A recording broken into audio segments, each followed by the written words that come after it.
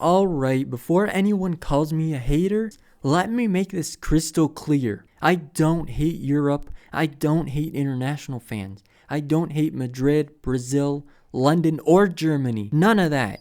But what I do hate is waking up at 9 a.m. on a Sunday to watch my team. I do hate the NFL selling out my hometown pride for a quick paycheck overseas. And I really hate the fact that we're about 2 steps away from losing the game we love. This whole NFL international thing, it's not exciting. It's a ticking time bomb. And nobody's talking about it. Madrid 2025? Germany again? London, of course. Paris might be next. On paper, it looks like growth. Global audience? More fans, more money. But here's what it actually means for you and me. Whether it's the time zones, where suddenly your kickoff is during breakfast. But time zones aren't just an annoying early wake up for fans. They're a full-on body and mind assault for players. You're flying across the Atlantic. Your body still thinks it's 3 a.m. while kickoff starts at noon local. You can't get proper sleep. Your practice routine is scrambled and film sessions are rushed. That fatigue doesn't just disappear. It drags into the next game, the next week, and the next. Suddenly, body fatigue builds up and your star players go down.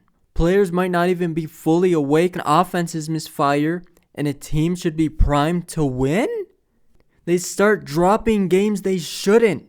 One international trip isn't a problem. Now imagine 5+ a year, like the league's planning. And here's where it gets brutal. Fatigue isn't just annoying, it breaks bodies.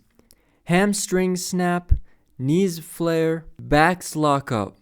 Players try to push through, but the risk of soft tissue injuries skyrocket. Careers get shortened, prime seasons wasted, and the league just shrugs. You think your star players are immune? Absolutely not. One long haul trip, one bad landing after a London game, and suddenly you're watching a $250 million career on the sidelines. Research shows long-distance travel directly correlates with higher risk injury and slower recovery.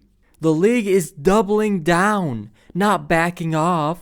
It kills team performance and playoff chances.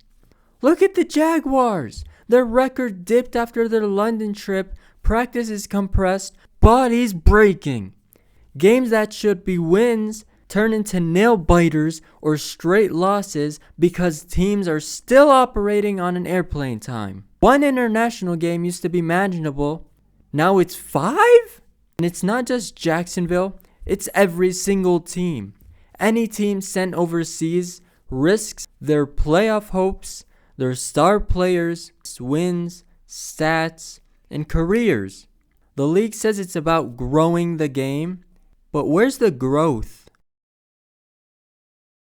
Or whether it's the ticket prices. You think your team's expensive now? Wait until your stadium becomes a tourist attraction. Locals priced out, tourists filling the seats. Or whether it's the fan experience. You've been loyal fans for decades, but the NFL doesn't care about loyalty. They care about who can buy the most jerseys in Madrid. And don't even get me started on relocation. If they can do that to the Rams out of St. Louis, the Raiders out of Oakland, what makes you think they won't do it again? But this time, to Europe?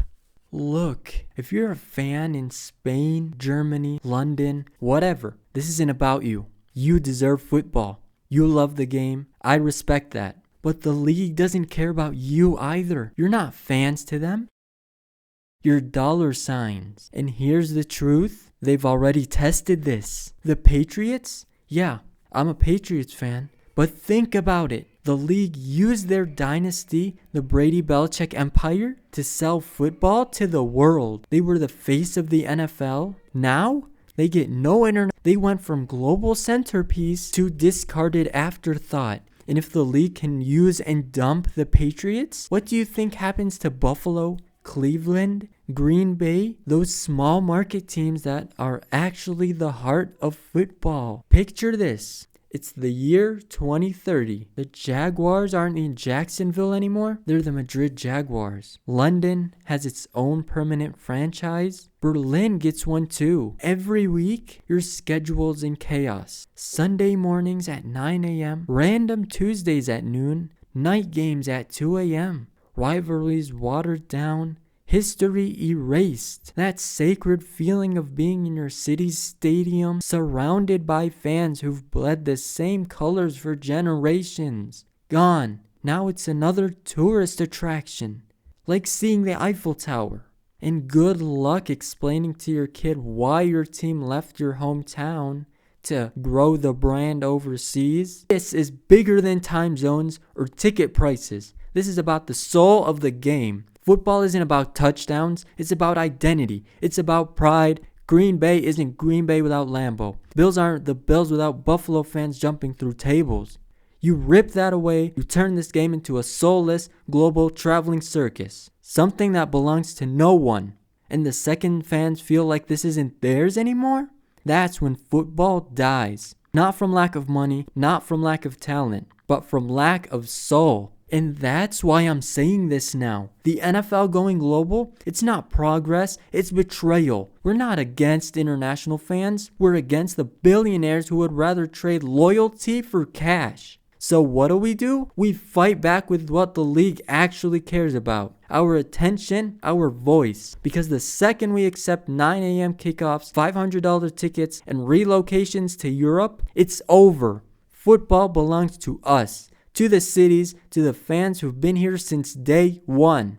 And if you agree, even a little, drop your city and team in the comments. Show the NFL where the real game is played. Because this isn't just about the Patriots or Buffalo or Cleveland or Chicago. It's about protecting the soul of football before it's too late. I'm done. Yep, too much.